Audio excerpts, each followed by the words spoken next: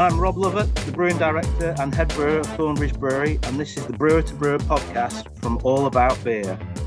My guest is Josef Lechner, the Brewmaster and Technical Director at Schneider & Son in Kelheim, Bavaria, and he is here for a conversation that goes beyond the brew house and into the topics that matter to brewing professionals and curious beer drinkers. First, please visit allaboutbeer.com and follow on social media at All About Beer. And to support journalism in the beer space, check out allaboutbeer.com/support. We'll get into the conversation in just a moment, but first this message. Sennos is redefining fermentation intelligence. Their new Sennos M3 is a multi-parametric in-tank sensor that delivers real-time fermentation insights and predictive analytics, so brewers can monitor critical variables, catch issues early, and get consistent results every batch. Brew smarter, waste less, and profit more with Sennos. Turn your tank into a smart tank. Order your Sennos M3 at sennos.com. That's SENNOS.com. I'm Bradley Zimmerman from Badger Hill Brewing in Shakopee, Minnesota. Malta Mexico 2-row is the first of its kind, so I was excited to try it out and see how it performed in the brew house. We had just brewed Mucho Gusto, our Mexican lager, so we used Malta Mexico in our American light lager called Longhorn. Performed well in the brew house. There's a little bit of toasted, flaked rice and then some rice syrup solids in the kettle and a touch of dextrin in the beer as well, and that's it. So it's basically showcasing Malta Mexico 2-row. We normally use a Pilsner malt in that beer, so we got similar notes to a Pilsner malt, but we got a little bit more cracker out of it. A little bit of not toast and not bread dough, kind of somewhere in between.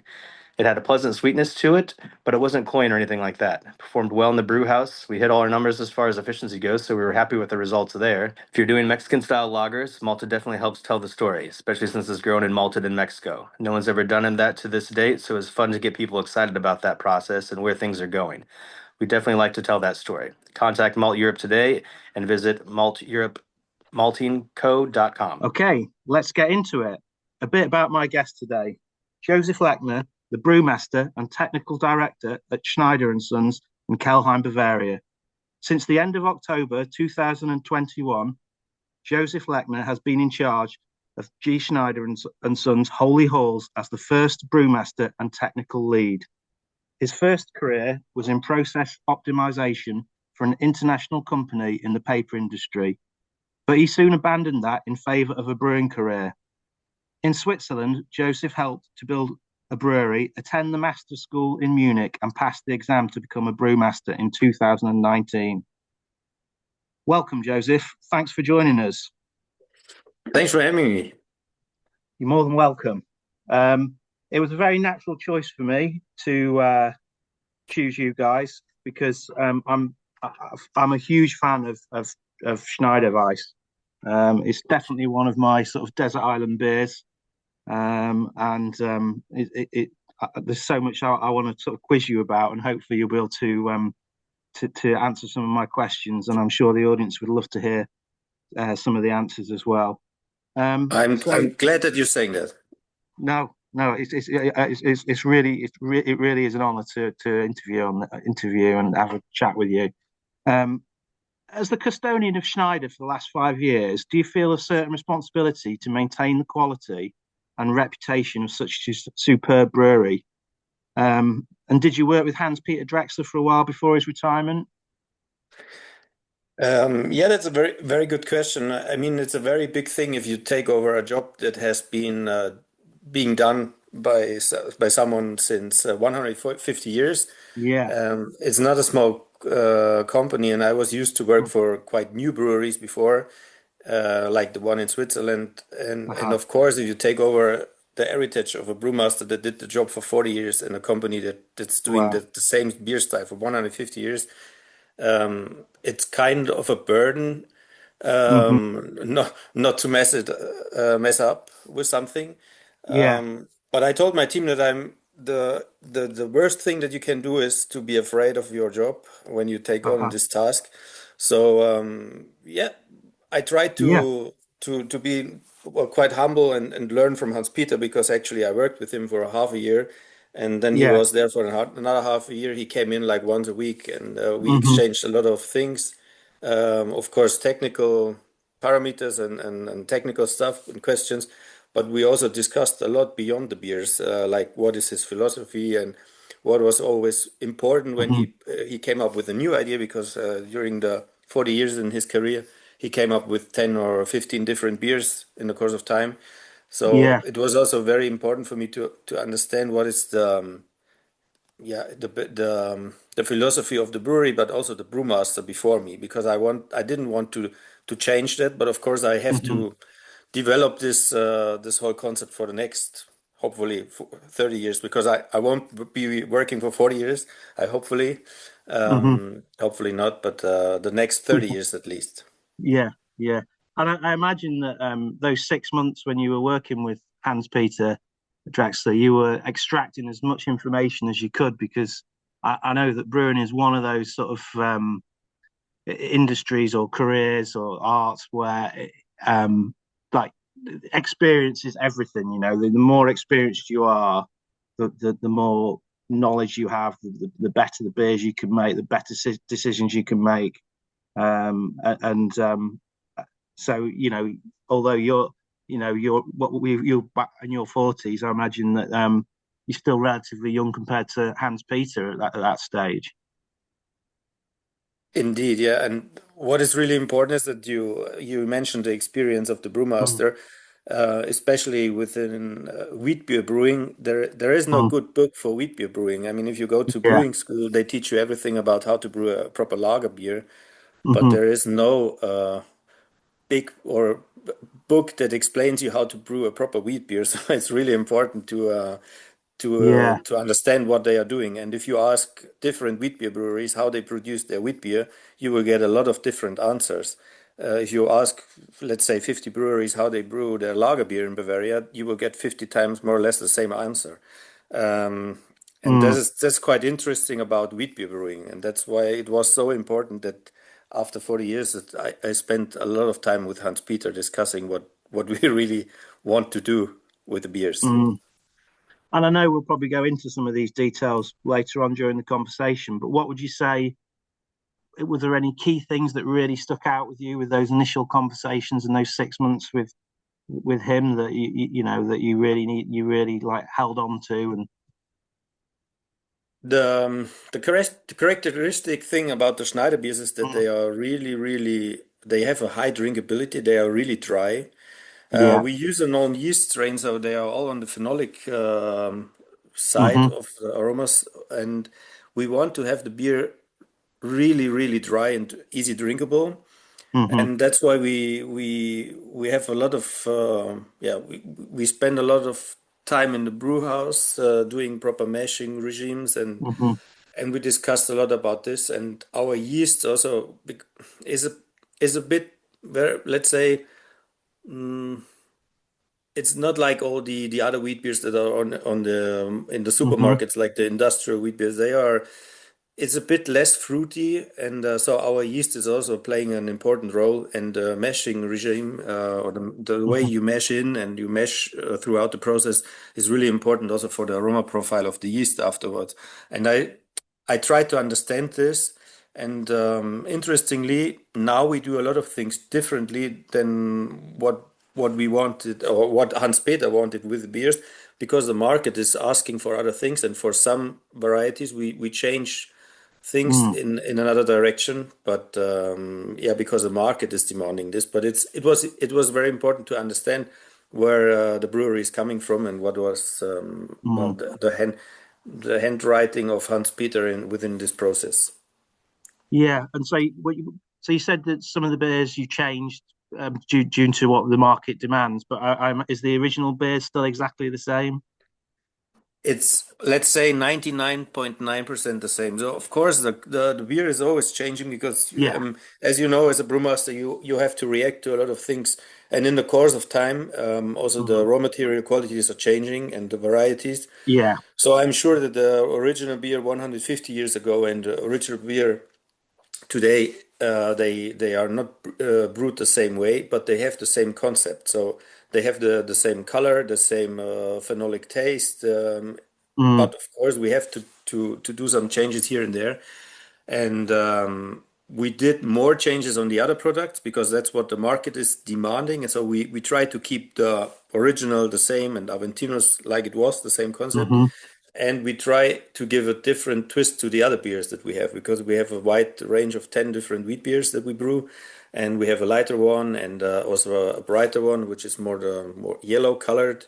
And Mm-hmm. there we want to have other aroma profiles. So we try to work with new meshing programs and stuff to get some other aromas out. But of course, we never want to change the concept of original and Aventinos. That's really important for us. Yeah, no, yeah, and it's the same for me here at Thornbridge. I mean, it's no hasn't got the same. Not we're not as old as you, but I was always very aware that Jaipur was already an established brand 15 years ago, and it is the same here. It's 99%, the same as it's always been. And I think it would be, I'll be doing a disservice to it to change it. And I just you briefly touched on the dryness and the yeast. I was always told there was two main wheat beer strains in Bavaria and possibly a third. But so where does yours fit in with that? Is yours kind of one of those, or I mean, So you if tell me. Yeah, that it's the as I said, there is no good book for wheat beer brewing. Mm, But if you read into some, let's say the master thesis of the brewing students and mm, the people who spend some time investigating on wheat beer, you find that they characterize four different flavor profiles. Like one is a banana flavor, then yeah, one is this clove flavor, like phenolic taste. yeah, Then one is characterized as quite yeasty, but not especially mm, fruity and not phenolic. And one is, let's say, very non-aromatic. But I would say hmm, then something went wrong. okay, But if you yeah, say if you try to characterize the beers on the market, you will find these four categories. And hmm, let's say 90%, I would say they are on the fruity banana side, yeah, especially the supermarket wheat beers. What I experienced in the 4 years that I'm working, or 5 years nearly that I'm working with mm, Schneider, is that the people when the customer or also our sales department is talking about banana flavor and fruity taste, most of the time they want to they have what they have in mind is a very sweet beer, not especially banana flavor but sweet, so the hmm, sweetness from the malt flavors and etc. But since they can't explain where it's coming from or they have no words for it, they associate it with, oh, it's fruity, it's and then they hear banana somewhere and they say, ah, yeah, banana. But when mm, you do like a sensorical tasting, the result was that the beers were not fruity, they were just sweet. And so 90% of the beers are sweetened on the banana side. And our yeast that we use, because we use an own yeast strain since 150 years, it's only used by Schneider Weisse, hmm, and it's on the phenolic side. It has some banana flavors, and especially if the yeast gets stressed, so with a high amount of Plato or other parameters, when you stress the mm, yeast, you get more banana flavor out. So yeah, we experience that if you drink an Aventinos or even Eisbock, there you have more, yeah, hmm, other flavors like dried, very ripe banana, that are very recognizable. But the characteristic taste is more on the phenolic and clove side. And there are some breweries who work with this yeast. I'm not sure if you know Gutmann. It's also yeah, a yeah, brewery nearby, like 1 hour away from us by car, and hmm, they make a very great wheat beer. hmm, Also bottle conditioned, everything like we do, and it's very close to our aroma profile, I would say. yeah, yeah. Yeah. So you'd say there's more. There isn't. You couldn't really definitively say there's only two strains or three strains. There would all be sort No, of but sub strains. Yeah. but what you can say is that 90% of the wheat beers, I would say, on the market, they are produced using one strain that is Hmm. standardized fruity banana taste, and then most of them are flash pasteurized get the haziness. Yeah. So a lot of people producing a wheat beer on an industrial scale, and also some smaller breweries, just because it's easier, they flash pasteurize, then they have defined cloudiness or haziness in the beer, and of course also for flavor stability and everything, it's a different approach. But we don't do it. We work only with bottle conditioning, and we also do a keg conditioning, and also we have a very small amount of cans that we bottle somewhere, and we also work with a fermentation in the cans there. And for us, it's really, really important that we always have a second fermentation, like in champagne making. And for us, that's the only way to work with the yeast. And when you mention some of these bigger guys, they pasteurize for haziness. So how does that maintain haziness by pasteurizing? Because they what they do is that they the proteins, they with the heat, they so you get a cloudy beer by heating up the proteins in the beer, and Okay. then this haziness is quite stable. But it's Ah, not a haziness coming from the yeast, but from proteins that are being treated with the yeast with the heat. yes, yeah, I know that's news to me. So that's because I've always seen that, some of the mass-produced wheat beers. I've always look at them and I'm like, wow, that haze is so consistent. I don't know how they've managed to get that. And there seems to be no stratification when you leave the bottle on your shelf for, a couple of weeks. It always seems to Yeah, look.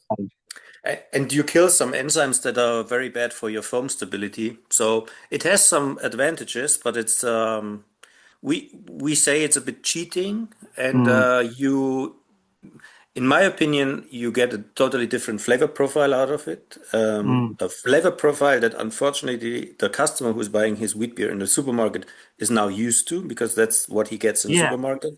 And so he doesn't appreciate that much the flavor profile that we are providing, but we are providing the real one. It's a bit, yeah, let's say the brewing technologists against the sales department and the market Yeah. demand. Yeah, So. I get that. Yeah. Um, so that's interesting as well, though. So the pasteurization is actually positive for head retention because it kills some enzymes. Is that right?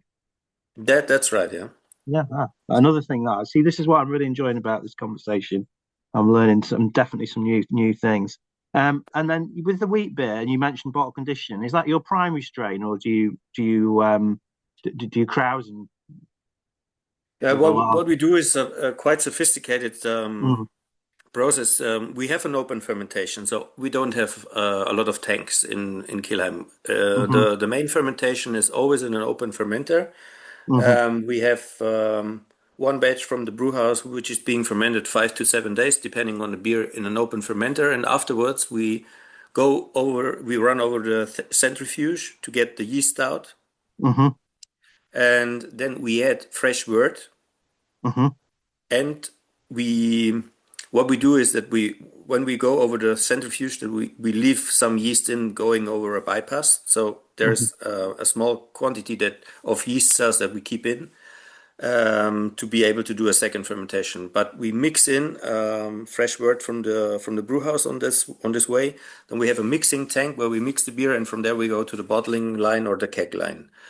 And when we go to the can filling or the can filler, we do the same, but we do the same process, but we go into a road tanker, and with the road tanker, we go directly to the can filling line, and then we fill into cans, and we do the second fermentation in the can, and So also in the bottle and keg. Yeah, it's still with the primary strain, just yeah, yeah, yeah. exactly. We use only one yeast strain and Mm. for all the beers. Because some wheat beer brewers, is it? Am I right in thinking they use a lager strain to krausen it or not? Or,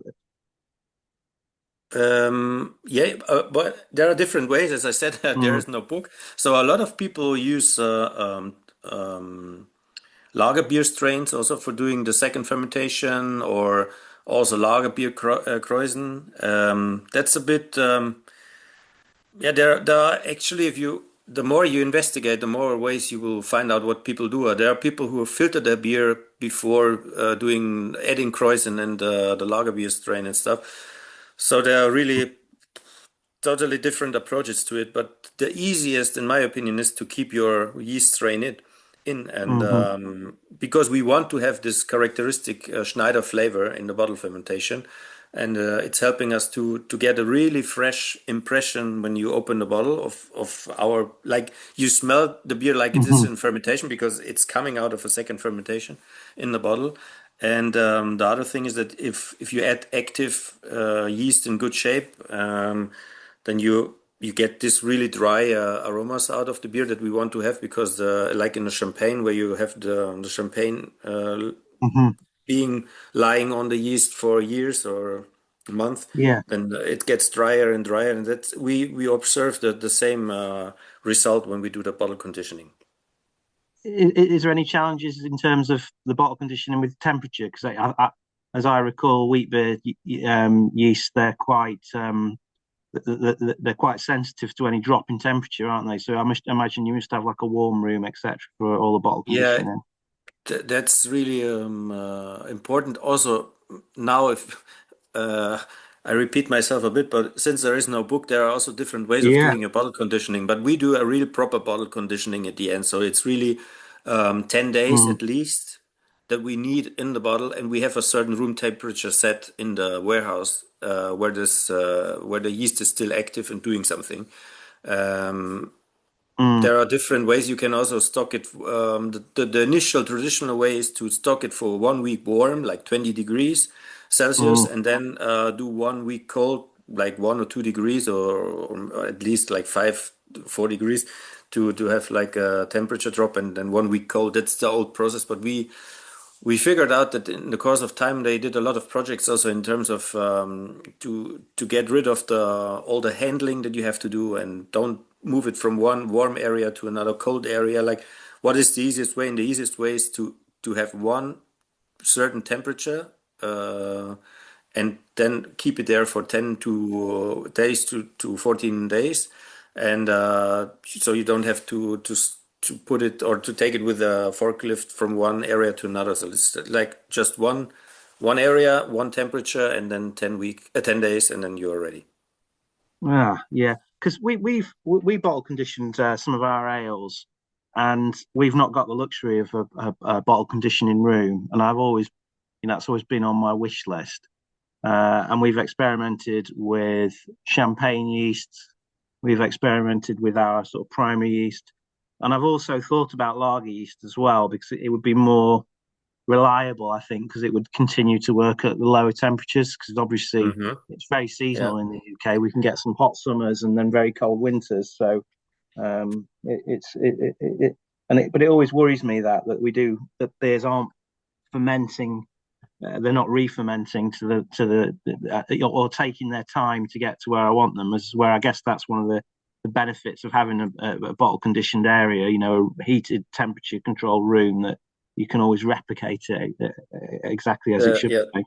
Yeah. That's really important, and you have to figure out what's the temperature, the right temperature for your yeast, because people I could tell the exact temperature, but we shift the temperature a bit in summer and winter because we don't want to cool that much in summer, and we don't want to heat that much in winter. It's that's coming from the energy side of the warehouse.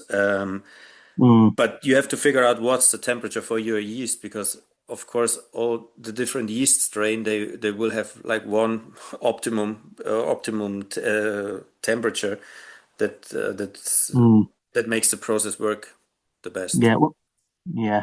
So when you say the energy from the brew house, do you reuse energy heat to heat, from the brew house? Do you use that to in other areas? Unfortunately, not because the No. warehouse is it's 6 kilometers away. Okay, yeah.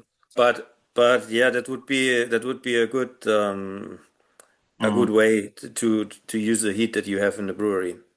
Yeah. Well, now in the times that we are living with climate change and all the laws that you get from the government for energy saving and stuff, we are putting a lot of or investing a lot of time also in investigating what options we have. And unfortunately, the heat that we need there, we would have it in the brew house, but it's too far away so that we can't Yeah. use it. Yeah. And I know there is always that push to save energy, and I agree that we should be looking at saving energy, but I don't. I think sometimes these brewing solutions that brew house manufacturers come up with actually don't improve the beer. I've seen, I'm a big advocate of, an aggressive boil with large evaporation, and some of these modern brew houses, they just simmer and work strip. I had this discussion with Hans Peter when he left, and I was talking with him about the same topic, and he was also a big fan of having a real boiling process. I know the problem is you don't have, sometimes I feel like a bit of a dinosaur when I'm sort of just dismissing it and saying we don't even want to go down that route. But I can imagine that some brewmasters end up going down this route, and then you're so far down the project and you spent so much money, and then the beer doesn't taste quite the same as it used to, and it's too late at that point. So I'm glad you've got the same ethos as what we have.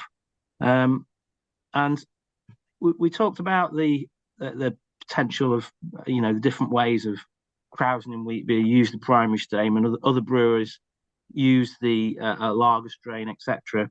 And that leads quite nicely into the fact that I know that in the last few years I've seen you launch a new beer, which is Schneider's Helles.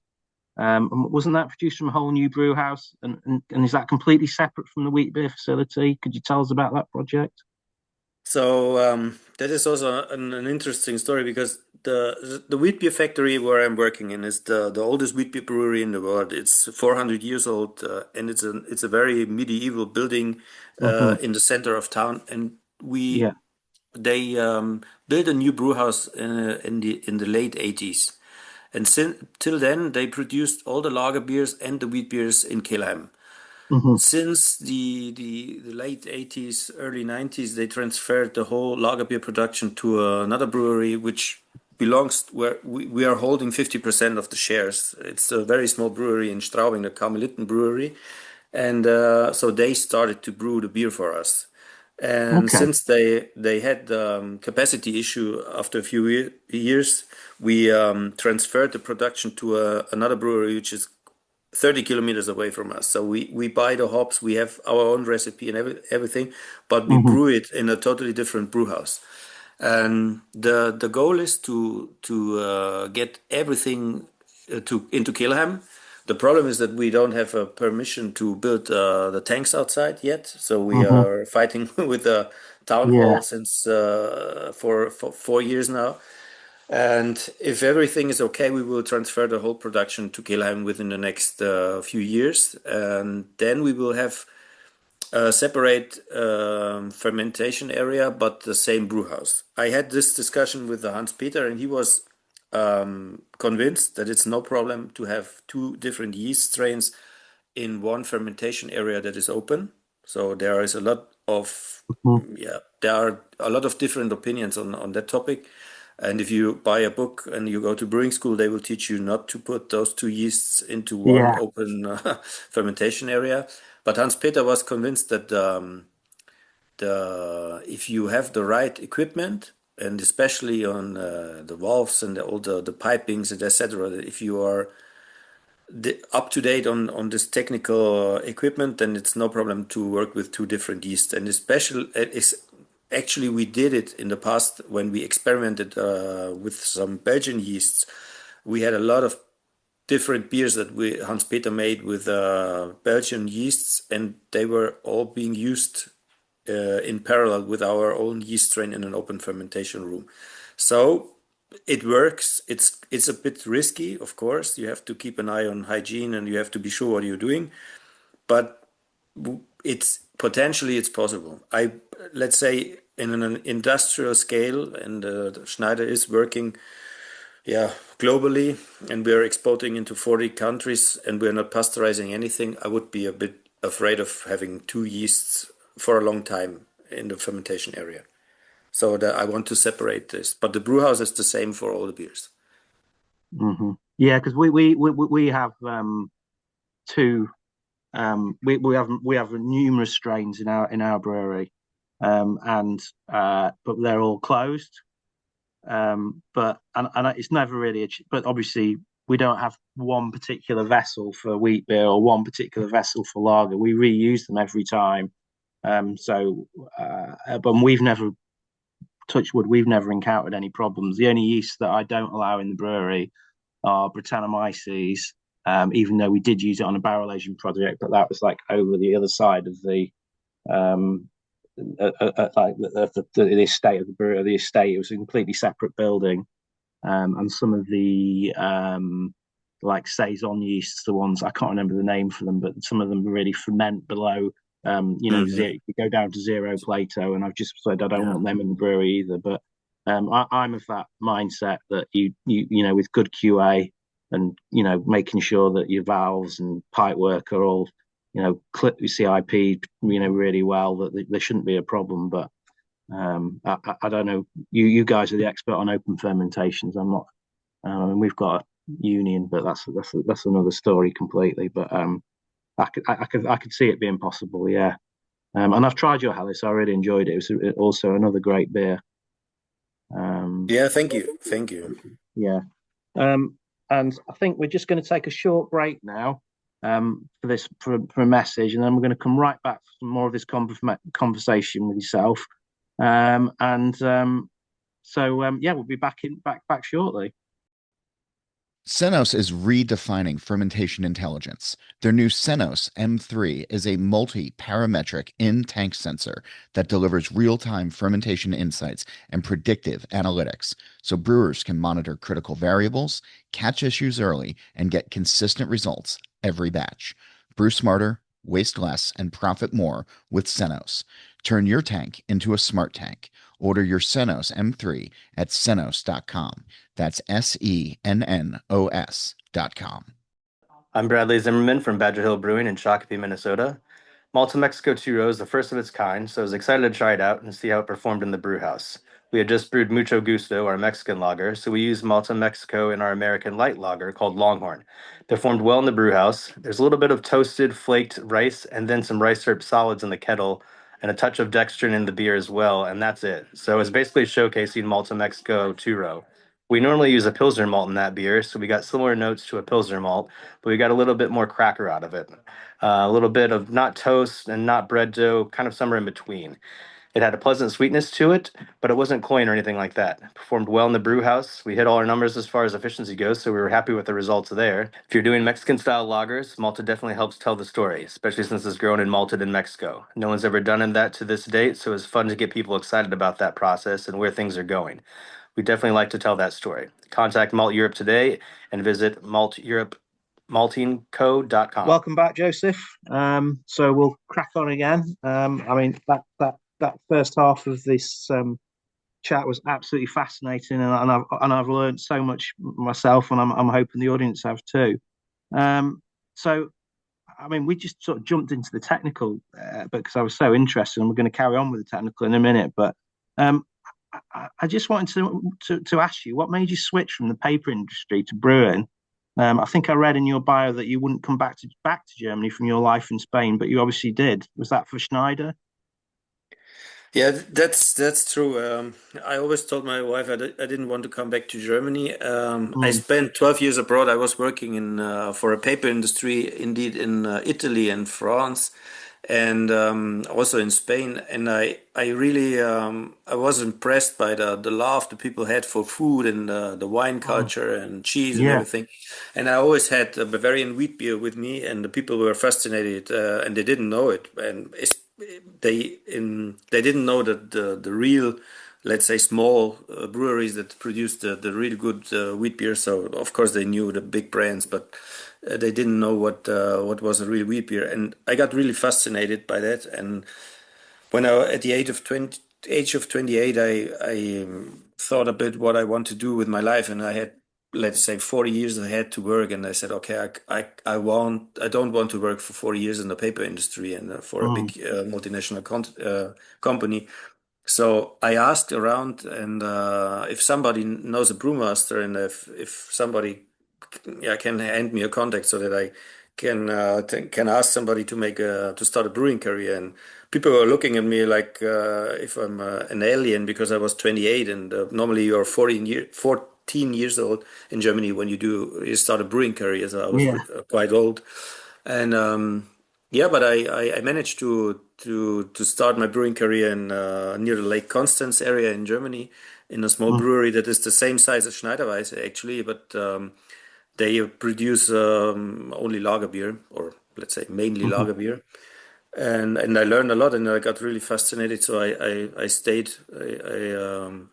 I worked in brewing, but I left Germany immediately. The first chance I had, I went to Switzerland, and I said, okay, I'm going to stay there, and I'm not going to go back. But when I saw that Schneider was searching a brewmaster, and I didn't Mm. hesitate to write a job application, and then yeah, I got the job luckily, and now I'm here for 5 years now. Yeah. Yeah. So it was the lifestyle in sort of in Spain that you preferred over German lifestyle, and like you mentioned, the food, etc., and Yeah, the sun. Yeah, it's it's the weather and the food changes the people, and yeah. that's a big problem in Germany actually. Yeah, but I'm fighting since 5 years now with the German culture again, but I'm Mm. really happy to be in this position because I'm really proud of my team and also the beer and the results that we are getting and also the medals or gold, the awards that we win. And I always tell the team that it's not something, let's say, it's really something special that you win an award year by year in the same Mhm. category, and every time a Yeah, changing people are judging your beer, and everybody is convinced that this is the best wheat beer that you can brew. So I'm really passing on the compliments to my team because I have some brewers in the team who are doing the job for 30 years now. So it's their achievement, not mine, of course, to have this quality in the beer. yeah. That's a great way of looking at it because it is, it's that everyone's got to buy into it when you're making a beer, a beer with such a reputation and with such quality.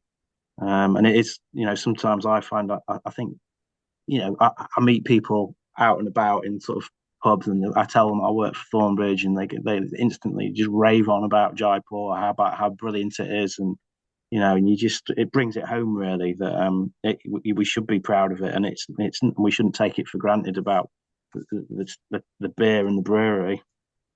Yeah, I Um, agree. so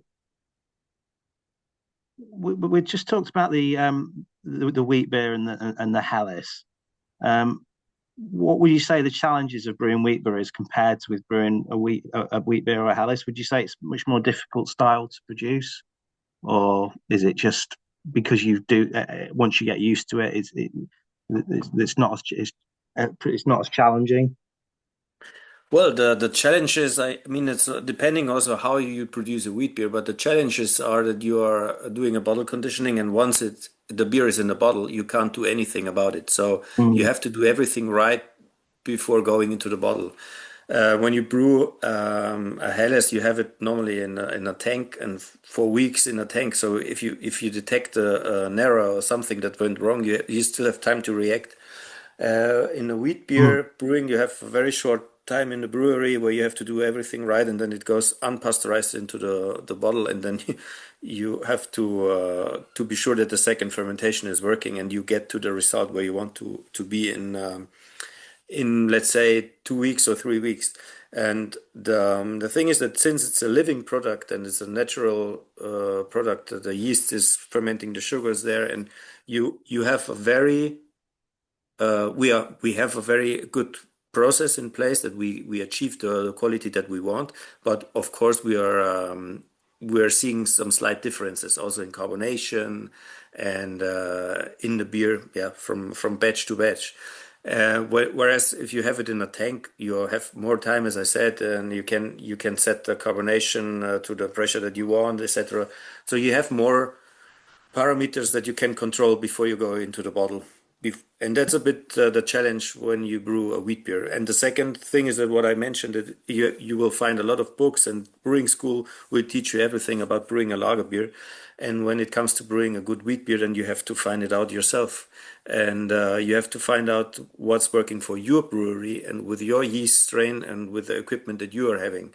And then you will, yeah, you have that's an interesting part of the story. You have to practice and trial and error as long as till you get to the right result, and then you have to to work on a process to keep it within the specs that you want to have. That's a bit the challenge, yeah. Yeah. I mean, one of the biggest challenges I've always had with brewing wheat beer is getting the yeast to produce the flavour and compounds that I want it to consistently. And we just don't brew wheat beer often enough. That's the problem. I think one of the problems. So every time I come back to it, I'm like, oh, that was 6 months ago. What I can't remember what we did. But I do notice that the yeast doesn't taste the same. And I've played around in the past with underpitching, oxygen levels, open fermenters. But I often find the yeast just does what it wants to do anyway. But Schneider Original always seems to taste the same to me. How do you go about achieving the flavor compounds that Schneider is known for and doing it consistently? What advice would you have for an inexperienced rice beer brewer? So you mentioned the right thing is, I mean, the yeast is doing whatever it wants to do, and Yeah. that's the main thing, because in Germany the official name of the wheat beer is Hefeweißbier. So a Hefeweißbier is Hefe is yeast, so the yeast is playing an important or the most important role in this beer style. Whereas in a Pils, whatever, the hop is really important. In wheat beer brewing, yeast is essential. So you have to know what your yeast is doing in the brewing process. So what we changed a few years ago, what really was a big step forward in flavor consistency and in the whole process, is that the yeast propagation they built a new yeast propagation system, and it's very simple, and it's always running in the same process. So we have the same time from pitching in the propagation system till the point where we take the yeast out of the system, or where we use the yeast. So it's normally we are in a 24-hour process, and then the tank is ready again to be used again. And as long as you have high volumes running and you use this tank every day in the same rhythm, you will get a very consistent result. As soon as you have like a maintenance going on in your brewery and you stop the process for 2 weeks, we see differences. Okay. And so it's very important that your yeast is always doing the same things at the same temperatures, the same time frame, and you keep it running. And as long as you do this, it's working. In former times, the top fermenting yeast, as the name is saying, they were on the top, and you have an open fermenter. So they took it with a spoon and they put they put the yeast from one to the other, from one fermenter to the other. So it was always in the same process. Like as soon as one fermenter was done with fermentation, they used the yeast for the next one to pitch the next one, and by this they had the same process. So it worked, and it worked for 100 times or more if you keep the yeast in good health and you don't have an infection. And that was the old way to brew, and people by experience they knew what to do, and it works. So it's really important to keep the yeast running in the same cycle time all the time, in my opinion. Yeah. So you mentioned so you've got like a propagation system. So are you continually going back to the originals like slope, or is that what you're saying? So how many generations do you go before is it always first generation? Yeah, exactly. What we do is we harvest the yeast only for the really, really strong beers like Aventinos and Hopfenweisse. And for the other beers, we use the yeast out of the propagation system. Then we use it once, we harvest it only once, and then we get rid of it for quality reasons and to minimize the risk of infections and everything. But it's always a fresh yeast out of the propagation system that we use. Yeah, it always surprises me as well how low a pitching rate you can get away with wheat beer. If you pitched anything else with that sort of low pitching rate, it wouldn't really, the fermentation wouldn't take off. But I find you can go as low as because someone said under pitching really stresses the yeast, and someone once said wheat beer yeast likes to be lonely. And that's true, but you don't have to stress the yeast too much because then you will get let's say a very horrible flavor profile out of it. But it's true that you want to have, let's say, 50% of the pitching rate of a lager beer, more or less. Yeah. So what would you say, like what's the key way to get that banana flavor, the flavor profile that you're looking for? When you said yours is more phenolic anyway, but if you wanted to get for banana, because that's all I've always wanted is more banana. What would you say is the key thing to The do? key is you have to mesh in higher, so the phenolic Mm. taste is coming out of the ferula acid that are being Yeah. so you have to skip all those meshing points where you get ferula acid out, which is around the 40 degrees, Yeah. and then you have to start your fermentation at higher temperatures. What Yeah. we do when we want to have more clove flavors, that we have the traditional meshing regime where we start at 35 degrees and then Hmm. we go up. And so we have a lot of ferula acids in the wort. And then when we go to fermentation, we start at lower temperatures. If you start at higher temperatures, you get more banana flavor out. So that these are already two parameters to get more banana flavors out. The main parameter for banana flavor is the yeast that you use. So if you really want to have a beer that is tasting a lot like banana, then you have to use Mm. this standard bearded yeast that everybody's using when it comes to Yeah. brewing a banana fruity yeast wheat beer, and that's the main Hmm. parameter for the flavor is the yeast strain itself. Yeah. And I'm going back to what you said at the start of the show, like the stronger beers. I've noticed that we brewed a bit of a Doppelbock, Weissen Doppelbock, and it was and that was full of banana, and I guess that's the gravity of the beer as well. Yeah, Yeah, yeah. that's Um, true. That's also a parameter that is also triggering also the flavor in flavors in general, but especially the banana flavor. mhm.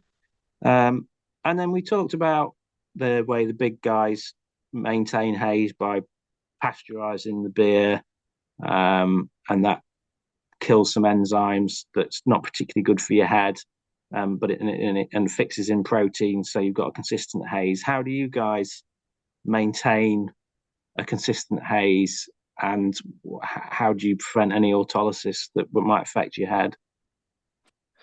So the main thing is that if it's the yeast propagation, because there we Mm. keep the yeast in a good shape and good health. So Hmm. we have a very active and fresh yeast when we go to the fermentation process and then into the bottle. Hmm. We have the centrifuge to get to the amount of cells that we really want to have, so that we don't have too much, but also not too less Hmm. cells for the second Yeah. fermentation. And then actually we don't do anything else. So the trick afterwards is that the yeast itself is keeping, well, it's staying in the beer for a long time. But if you don't move the bottle for 3 months or 2 months, you will see that the yeast is going down. So then you have Yeah. to shake the bottle a bit, or the beer, the last bit of the liquid or the beer in the bottle, to get this yeast into your glass. So we don't do anything special. The only thing is that we really keep the yeast in good shape, and we have the centrifuge to control the amount of yeast that we put into the bottles. Yeah, and for me, I've always found with wheat beers, the fresher the better. Is that something that you would agree on? Is that when's the best time to try a wheat beer? As soon as the secondary fermentation's finished? Yeah, the thing is that what we observed is that especially we use a lot of hops, which is really special for a wheat beer brewery. Mm. We use hops in on totally different points during the brewing process, also in the open fermentation and stuff.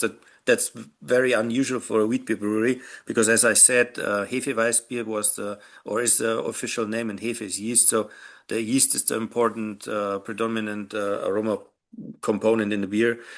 But we use a lot of hops, and we observed that the beers where we use a lot of hops, they tend to have like 1 or 2 weeks longer till they get to a very round and Mm. balanced flavor profile.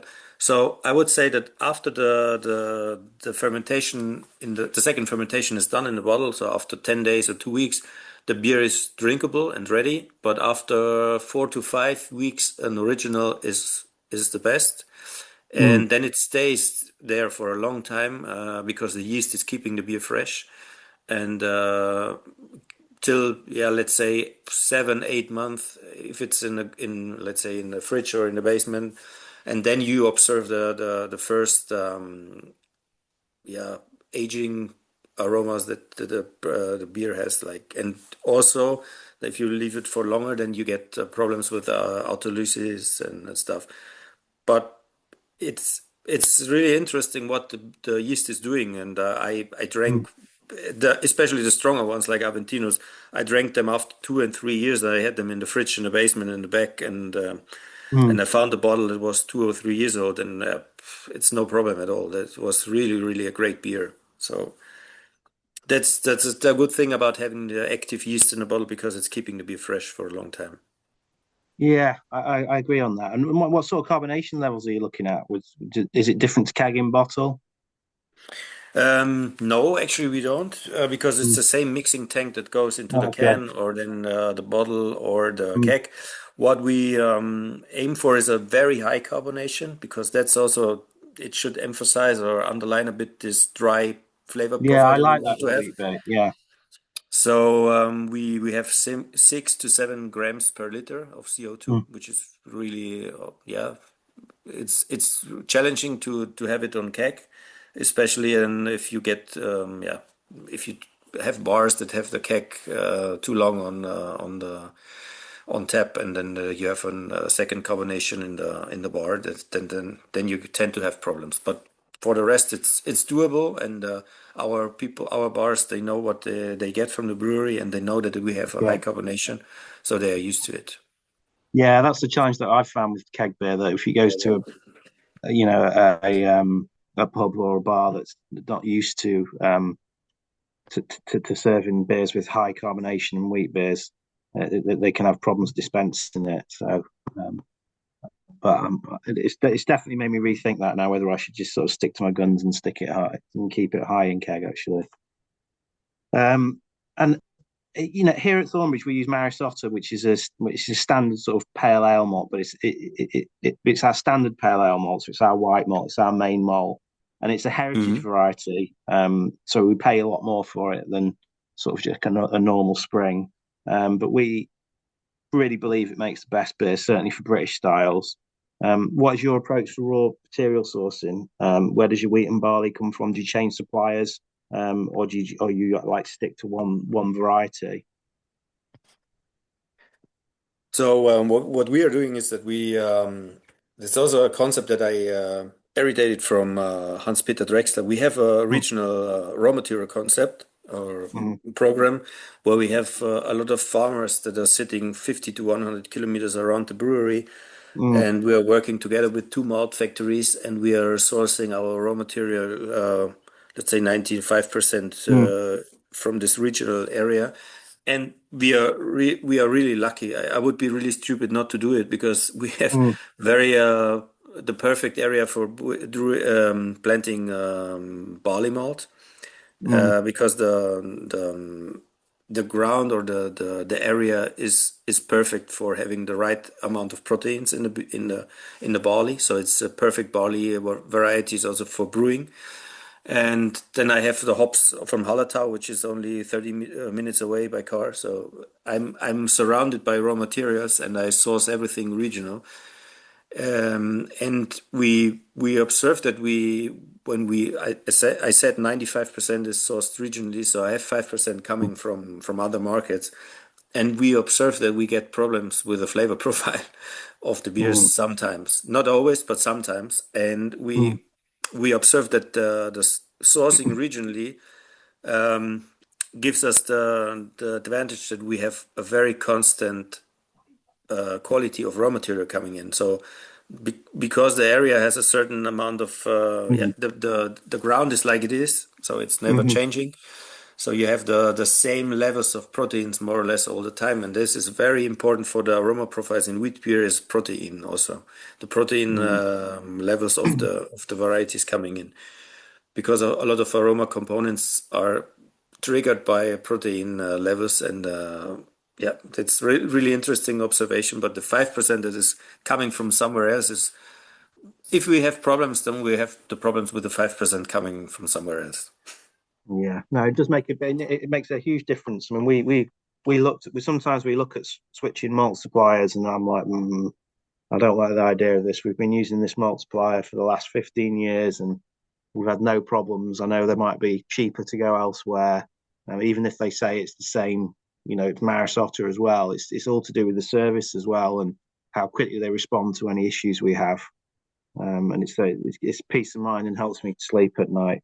But it was you mentioned hops as well. That you hop your wheat beers more than some other wheat beer producers. Yeah, especially compared to the industrial ones. Yeah. I mean, so yeah, I get that. But so, what sort of varieties do you use? Is it any a particular one or?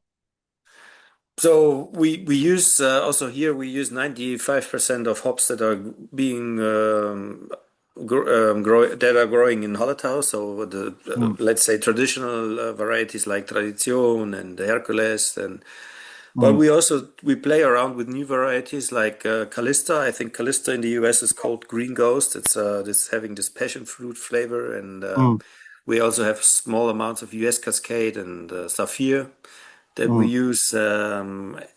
So we have a lot of different hops, and we mm, use them at different points during the boiling process, of course, but also in the whirlpool. That's up to this point not very special, but we dry hop our Hopfenweise since a few mm, years now, and we started to hop also in the open fermenters 2 years ago. That's something that I started to play around mhm, because we observed that what you do with the hazy IPAs and this mm, biotransfer transformation of yeah. hop components with your yeast Mhm, strain, that was really interesting, and we get good results, and we are still learning a lot, and that's also why I'm really appreciating that you asked me for an interview, because I'm also learning a lot when I talk to people who brew other beer styles like whatever, an IPA or an yeah. hazy IPA. So, and I said, that would be cool, because that's what I want to have in the wheat beer, and we try to get to this yeast aroma profile. We try to add some interesting hop Mm, aroma profiles that could fit well with this clove flavor and stuff. And it's really interesting what this fermentation does to the hop profile, the aroma profile from the hops. And it's mm, really a big journey, because we started recently, only 2 years ago, and we made some mistakes, and then we learned something, and it's really interesting what you get out of by playing around. And I'm happy that hopefully I will get to know more about this, because this is really something interesting that I would want to have a look into. yeah. Well, hopefully, we've talked about this in the past that we're going to do a collaboration with Schneider. So that we can certainly discuss that. And it'd be great to meet you in person as well. And Yeah, great. I can sort of give you my view on biotransformation and dry hopping, etc. Because we produce quite a lot of IPAs. I mean, Jaipur is our famous, our main brand, and that's an IPA, and that's got American hops in it. But I'm also a big fan of German hops. We source a lot of German hops, and a lot of our suppliers are trying to get me away from the traditional varieties of German hops, like the Mittelfrüh and the Hallertau tradition. And the reason they're giving me is they're saying that they're not as drought tolerant, and that's why you'll have to move on to we've got these new varieties. But I'm not entirely convinced. I seem to still be able to source them, and I find farmers who've gone directly to growers as well that are willing to grow these varieties, and it's not the same story. What would your take on that be? Yeah, that depends a lot where you want to plant those varieties, because there's really a problem with those varieties. The old ones, they like old weather, like old climate, all climate parameters, so a Mm, lot of rain and not too high yeah. temperatures. But what we observe is that now we get really dry summers and hot temperatures and new new insects coming in and stuff. So, and new diseases. So there's certainly a point on that these varieties are difficult. But there are, as you mentioned, some farmers who are located in an area where they don't have these problems, because the microclimate is for them favorable or better, and they don't have these issues.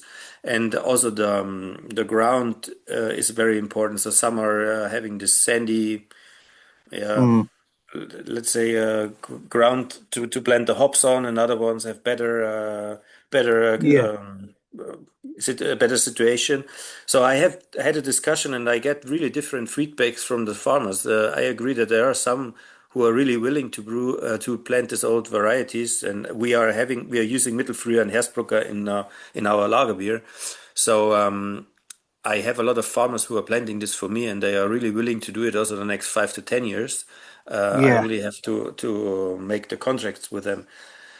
Mm. But for some areas, it's difficult. Yeah, you have to distinguish. I would not say that it's generally true, but there is a point on it of for sure. Yeah. Mm. And I was recently snowboarding in Austria in Obergurgl. I don't know if you know it. And Hmm.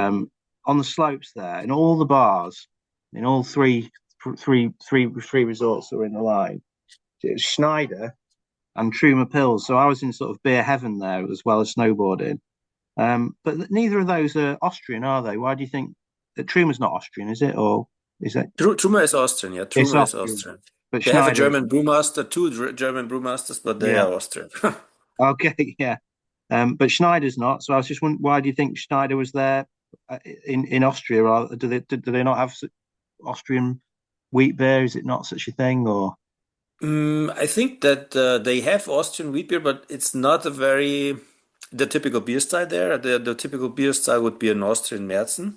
mm, And they are very close to Bavaria, where the wheat beer is really the beer style or the typical beer style. For me, is a wheat beer. mm, Um, we have our sales department is quite active in generally abroad because our mm, market we have a specialty product or we are producing a specialty niche product in the beer market. So we are searching the clients globally, and of course, the next country next to us is Austria. So we are quite active there. We have uh, mm, a guy sitting there who is selling it. So, and the mm. wheat beer is connected also to skiing. So Is it? people on Right. while skiing, people drink a lot of wheat beer. I mean, also while hiking in the mountains. I don't know why, but it's a product that is especially sold also in the mountains during skiing and summer hiking. Yeah, because I So know. there are maybe Yeah, different reasons for that. yeah, because I noticed that we were having a wheat beer, and then I clocked another guy drinking like a bottle of Unertal as well. So they even had Unertal, which is another wheat beer, isn't it, in bottle? Hmm. Which is it's slightly darker that one, as I recall. And we bought a bottle. We had a bottle of that as well, and it was just as it was, another great wheat beer. So I can understand there must be some connection there between skiing and wheat beer, and it is a fabulous connection as well. Um, so, and I mean, we're going to be wrapping this up shortly, I think, because I think we're going to be over the time. But it's in England, we've seen a resurgence in classic beer styles like Best Bitter.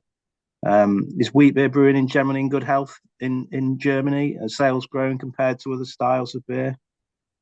Unfortunately not. I No. think that the beer style that is the experienced the most the highest growth rates the last years was a lager hell. Mm, The main beer style in Germany still is Pils. So I think 70% is Pils, and Helles would be 16% or something. I have to lie now.